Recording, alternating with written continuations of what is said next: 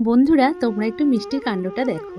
আর মিষ্টির মতন কার কার বাড়ির বাচ্চারা এমন করে অবশ্যই করে কিন্তু কমেন্ট বক্সে কমেন্ট করে জানাবে। মিষ্টিকে আমি পড়তে বসিয়েছি, দিব্যি পড়ছিল, লিখছিল, সবই করছিল। একটু লেখা বেশি হয়ে গেছে বলে ও আর লিখবে না, বায়না করছে। ওর নাকি হাতে ব্যথা করছে, পায়ে ব্যথা করছে। আমি সে কারণে একটু বকেছি। ব্যাস, কেন বকলাম?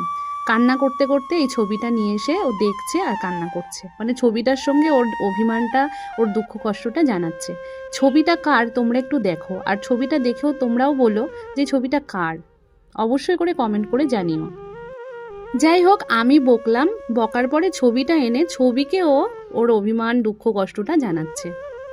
ছবিটা কেড়ে নিয়েছি বলে মাটিতে লুটিয়ে কান্নাকাটি করছে। যতক্ষণ না আমি আদর করব ততক্ষণ কান্না করতেই থাকবে। এই দেখো বন্ধুরা, মাটিতে দেখো, ঠান্ডার মধ্যে মাটির মধ্যে শুয়ে শুয়ে কান্না করছে মুখ গুজে গুজে। তারপর আমি কোলে নিলাম, কোলে নিয়ে ওকে একটু আদর করছি। করার পর অনেকক্ষণ পরে তারপরে তার কান্না থেমেছে। মিষ্টি যদি কখনো ভুল করে, ভুল করার পরেও সেই কান্না করে, আর ওকে আদর না করা পর্যন্তও থামে না। আর ভুল যদি কখনো না করে এবং তাকে বকা হয়েছে ভুল না করার পরেও, তাহলে তো আর তাকে দেখার মতন অবস্থা থাকে না। এই দেখো, এতক্ষণে হাসছে।